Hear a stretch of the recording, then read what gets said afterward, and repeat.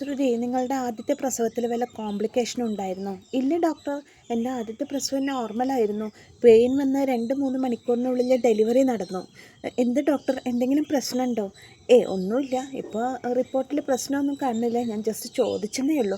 കൂട്ടുകാരെ, ഇന്നത്തെ ചെമ്മനീർപ്പുല്ല് ശ്രുതി ഒരു കുട്ടിക്ക് വേണ്ടിയുള്ള ആഗ്രഹത്തിനായി ഡോക്ടറുടെ അടുത്ത് ചെക്കപ്പിന് പോകുന്നതാണ് കാണുന്നത്. ആ ശ്രുതിയെ ഹോസ്പിറ്റലിൽ വെച്ചിട്ട് രേവതിയുടെ അനിയത്തി ദേവു കാണുകയും അതിനോട് സംബന്ധിച്ചിട്ടുള്ള കാര്യങ്ങളാണ് ഇന്നത്തെ എപ്പിസോഡിൽ വരുന്നത്. അപ്പോൾ എല്ലാവർക്കും ഗുഡ് മോർണിംഗ്. ഇന്നത്തെ ചെമ്പന്നപ്പൂവിൻ്റെ കഥ പറയാൻ പോവുകയാണേ. അങ്ങനെ ഇന്നത്തെ ചെമ്പന്നപ്പൂവിൽ ശ്രുതി പറയുന്നുണ്ട്, ശ്രുതിയോട് സംസാരിക്കുമ്പോൾ എനിക്ക് എന്തായാലും ഒരു കുഞ്ഞ് വേണം ശ്രുതി. അപ്പോൾ ശ്രുതി പറയണം, ആ കുഞ്ഞിനെ പറ്റിയിട്ടുള്ള ആഗ്രഹം എനിക്കുണ്ട്, അതൊക്കെ അതിൻ്റെ സമയത്ത് നടക്കും ശ്രുതി, ഞാനൊരു മൾട്ടി മില്യണയർ ആവട്ടെ എന്ന് പറയുമ്പോൾ ശ്രുതി പറയും, ശ്രുതി എപ്പോഴും മില്യണയർ എന്നുള്ള സ്വപ്നം കണ്ടിട്ട് നടന്നോ, പക്ഷെ ഞാൻ എത്രയും പെട്ടെന്നൊരു കുട്ടി എങ്ങനെ ആവാം എന്നുള്ളതിനെ ഞാനൊന്ന് നോക്കട്ടെ എന്ന് പറഞ്ഞിട്ട് ശ്രുതി ദേഷ്യം വന്നിട്ട് അവിടുന്ന് പോവാണ്. പോകുമ്പോൾ ശ്രുതി പറയണ, ഇവൾ എന്തൊരു മണ്ടിയാ, ഇവൾ ഒറ്റയ്ക്ക് എങ്ങനെ കുഞ്ഞുണ്ടാവാനാ, മണ്ടത്തി എന്നൊക്കെ പറഞ്ഞിട്ട് ശ്രുതി ഇരുന്ന് ചിരിക്കുകയാണ്. അങ്ങനെ അത് കഴിഞ്ഞിട്ട് ശ്രുതി മീരേനെ ഫോൺ വിളിച്ചിട്ട് പറയണം, മീര എനിക്കൊരു ഹെൽപ്പ് ചെയ്യുമോ ചോദിക്കുമ്പോൾ എന്താണെന്ന് ചോദിക്കുമ്പോൾ പറയും, മീര നാളെ മെറ്റേണിറ്റി ഹോസ്പിറ്റലിൽ വരെ എൻ്റെ കൂടെ നിന്ന് വരുന്ന ഒരു ചെക്കപ്പിനാണ്. അപ്പോൾ എന്താ ചോദിക്കുമ്പോൾ പറയും, എനിക്ക് എത്രയും പെട്ടെന്നൊരു കുഞ്ഞ് വേണം, ഞാൻ ഇത്രയായിട്ട് കൺസീവ് ആയില്ലല്ലോ, എനിക്ക് ഡോക്ടറേനൊന്ന് കാണാനാണ് പറയും. അപ്പോൾ മീര പറയും, ശ്രുതി നീ എന്തിനാ ഇത്ര തിരക്ക് പിടിക്കുന്നത്, നിങ്ങളുടെ കല്യാണം കഴിഞ്ഞ ഒരു വർഷം പോലും ആയിട്ടില്ലല്ലോ, പിന്നെ എന്തിനാ ഇപ്പോൾ നിനക്ക് ഇത്ര തിരക്ക് പിടിച്ചൊരു ചെക്കപ്പൊക്കെ ചോദിക്കുമ്പോൾ എന്തായാലും പോകണം മീര, പോയേ പറ്റും, എനിക്ക് എത്രയും പെട്ടെന്നൊരു കുഞ്ഞ് വേണം പറയും.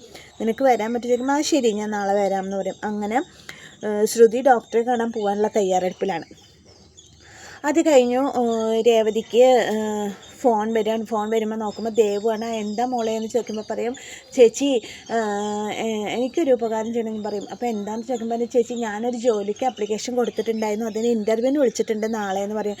നീ ജോലിക്ക് അപ്ലിക്കേഷൻ കൊടുത്തോ, അതിന് നീ ഇപ്പോൾ റിസൾട്ട് ഇന്നലെ വന്നല്ലോ, അപ്പോഴത്തേക്ക് നീ എങ്ങനെ അപ്ലിക്കേഷൻ കൊടുത്തത്, ജയിക്കുമെന്ന് എനിക്ക് ഉറപ്പുണ്ടായിരുന്നു, അതുകൊണ്ട് അപ്ലിക്കേഷൻ കൊടുത്തത് അക്കൗണ്ടൻറ്റിൻ്റെ വേക്കൻറ്റിലേക്കാണ്, നമ്മുടെ ഇവിടുത്തെ മെറ്റേണിറ്റി ഹോസ്പിറ്റൽ ലെയർ ഹോസ്പിറ്റൽ അവിടേക്കാണെന്ന് പറയും. ഒരു വേക്കൻ്റ് ഉള്ളൂ എന്ന് പറയും. എന്നിട്ട് അവർ ഇൻ്റർവ്യൂവിന് വിളിച്ചിട്ടുണ്ടെങ്കിലേ മോളെ ഉള്ളൂ, അപ്പം ഞാൻ വിളിച്ചത് വേറെ ഒന്നുമില്ല, ചേച്ചി എൻ്റെ കൂടെ ഒന്ന് അവിടെ വരെ വരണം പറയും. എനിക്ക് നാളെ കുറേ ഓർഡറൊക്കെ ഉള്ള ദിവസമാണ്, ഞാൻ വരാം, കുഴപ്പമില്ല ചേച്ചി വരാം കേട്ടോ എന്ന് പറയും. അപ്പോൾ സച്ചി വരുമ്പോൾ സച്ചിയോട് രേവതി പറയും, സച്ചിയേട്ടാ അങ്ങനെ എനിക്ക് നാളെ ഒരു സ്ഥലം വരെ പോകണം, അപ്പോൾ എവിടേക്കാന്ന് ചോദിക്കുമ്പോൾ എനിക്ക് നാളെ നല്ല ഓർഡർ ഉണ്ട്, പക്ഷേ ഒഴിവാക്കാനും പറ്റില്ല, ദേവുവിന് നാളെ ഒരു ഇൻ്റർവ്യൂ ഉണ്ട്, അപ്പോൾ ആ ഇൻ്റർവ്യൂ അറ്റൻഡ് ചെയ്യാൻ അവളുടെ കൂടെ പോകണം, അക്കൗണ്ടൻറ്റിൻ്റെ വേക്കൻറ്റിക്ക്. അവളപ്പോഴേക്ക് ഇൻ്റർവ്യൂവിന് അപ്ലിക്കേഷൻ ചെയ്തു. ഇവിടെ 7 ഡിഗ്രി ഉള്ള കൊല്ലങ്ങളായിട്ട് ജോലിക്ക് നടന്നിട്ട് ശ്രമിച്ചിട്ടില്ല, അവൾ ഒരു ഡിഗ്രി ഉള്ള അവൾ പഠിച്ചിറങ്ങുമ്പോഴത്തേക്ക് അവൾ ജോലിക്ക് ശ്രമിച്ചു, അതാണ് മിടുക്കെന്ന് പറയും.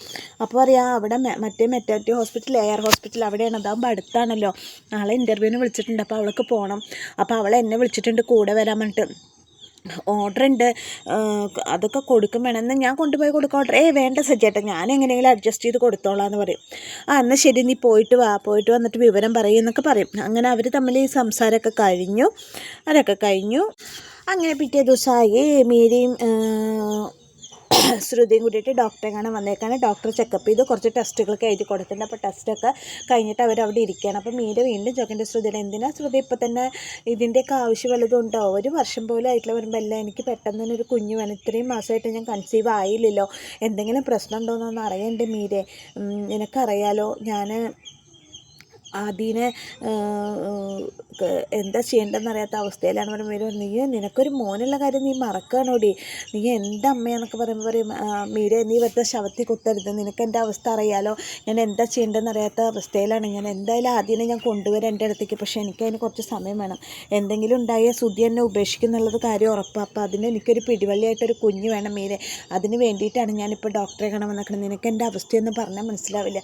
ശരി നീ ഒരു കാര്യം ചെയ്യുക, റിപ്പോർട്ട് കിട്ടിയോന്ന് ചോദിക്കുക, എനിക്ക് പോയിട്ട് കുറച്ച് തിരക്കുണ്ട് എന്ന് പറയും. അങ്ങനെ അവർ അവിടുന്ന് എഴുന്നേറ്റിട്ട് റിപ്പോർട്ടിൻ്റെ കാര്യം നോക്കാൻ വേണ്ടി പോവാണ്. ആ സമയത്താണ് രേവതിയും ദേവും കൂട്ടിയിട്ട് ഹോസ്പിറ്റലിൻ്റെ അവിടേക്ക് ഇൻ്റർവ്യൂവിന് വേണ്ടി വരണം.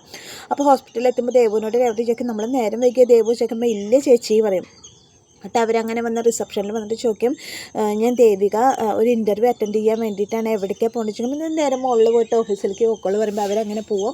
അപ്പുറത്തെ സൈഡിൽ കൂടെ ശ്രുതിയും മീരയും കൂടി നടക്കുന്നുണ്ട്, ഇപ്പുറത്തെ സൈഡിൽ കൂടെ രേവതിയും ദേവും കൂടി നടക്കുന്നുണ്ട്. പക്ഷെ അവർ തമ്മിൽ കാണണമെന്നില്ല. എന്നിട്ട് ഇൻ്റർവ്യൂവിൻ്റെ അവിടെ എത്തിയപ്പോൾ രേവതിയോട് ദേവ് പറയും, ചേച്ചി ഞാൻ പോയി ഇൻ്റർവ്യൂ അറ്റൻഡ് ചെയ്തിട്ട് വരാം, ചേച്ചി ഇവിടെ ഇരിക്കുമ്പോൾ മോളെ നന്നായി ഇൻ്റർവ്യൂ അറ്റൻഡ് ചെയ്യണം, അവർ പറയുന്ന ചോദ്യങ്ങൾക്കൊക്കെ ഉത്തരം പറയണം, ഒരു വേക്കൻ്റ് ഉള്ളൂ, കിട്ടുമെന്നൊന്നും അറിയില്ല, എന്നാലും നീ അറ്റൻഡ് ചെയ്യണം. ഇന്നത്തെ കാലത്ത് ഒരു ജോലി ഉണ്ടെങ്കിൽ ഭർത്താവിന് വീട്ടിലൊക്കെ വിലയുണ്ടാവുള്ളൂ, കല്യാണം കഴിഞ്ഞാലും ഭർത്താവിൻ്റെ വീട്ടിൽ വിലയുണ്ടാവുള്ളൂ, ഇല്ലെങ്കിൽ ഭർത്താവിൻ്റെയും വീട്ടുകാരെ ആശ്രയിച്ച് നടക്കേണ്ട അവസ്ഥയാകുമ്പോൾ അവിടെ പെണ്ണിനൊരു വില ഉണ്ടാവില്ല. അതെനിക്കറിയാം ചേച്ചി, എൻ്റെ ചേച്ചിയുടെ ജീവിതം തന്നെയല്ലേ അതിന് ഏറ്റവും വലിയ ഉദാഹരണം. ഞാൻ എന്തായാലും ഇൻ്റർവ്യൂ അറ്റൻഡ് ചെയ്തിട്ട് വരാം. ഞാൻ നേരം വൈകിയാലും ഞാൻ ചേച്ചീനെ കൂട്ടിക്കൊണ്ടുവന്നത് നേരം വൈകിട്ടില്ല, എന്നാലും ഞാൻ ചേച്ചീനെ കൂട്ടിക്കൊണ്ടത് എന്തിനാണെന്നറിയോ, എനിക്ക് ജോലി കിട്ടുന്ന എനിക്ക് ഉറപ്പുണ്ട്, അതുകൊണ്ടാണ് പറയുകയാണ്. അങ്ങനെ ദേവു ഇൻ്റർവ്യൂവിന് വേണ്ടിയിട്ട് പോവാണ്. അപ്പോൾ രേവതി ഇങ്ങനെ മുന്നിൽ നിന്ന് പ്രാർത്ഥിക്കുക, ദൈവമേ എൻ്റെ മോൾക്ക് ആ ജോലി കിട്ടണമെന്ന് രേവതി പ്രാർത്ഥിക്കുകയാണ്.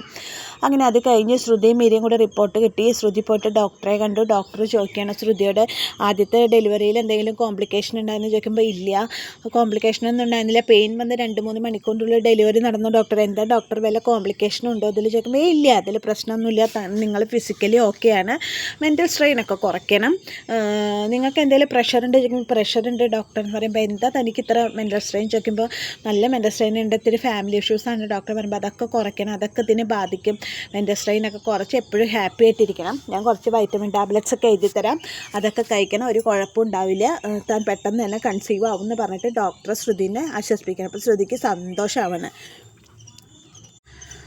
അങ്ങനെ അത് കഴിഞ്ഞിട്ട് അങ്ങനെ ഡോക്ടറെ കണ്ടിട്ട് എന്താ പറഞ്ഞു ചോദിക്കും മീര. അപ്പോൾ ഇങ്ങനെയാണ് ഡോക്ടർ പറഞ്ഞ് കുഴപ്പമൊന്നുമില്ല എന്നാണ് പറഞ്ഞത്. ഇനി എനിക്ക് കുഴപ്പമൊന്നുമില്ലാത്ത സ്ഥിതിക്ക് സുധീനെ എന്തെങ്കിലും പറഞ്ഞിട്ട് ഇവിടെ കൊണ്ടുവന്ന് ചെക്കപ്പ് ചെയ്യിക്കണം എന്നൊക്കെ പറയാണ് മീരയോട് ശ്രുതി.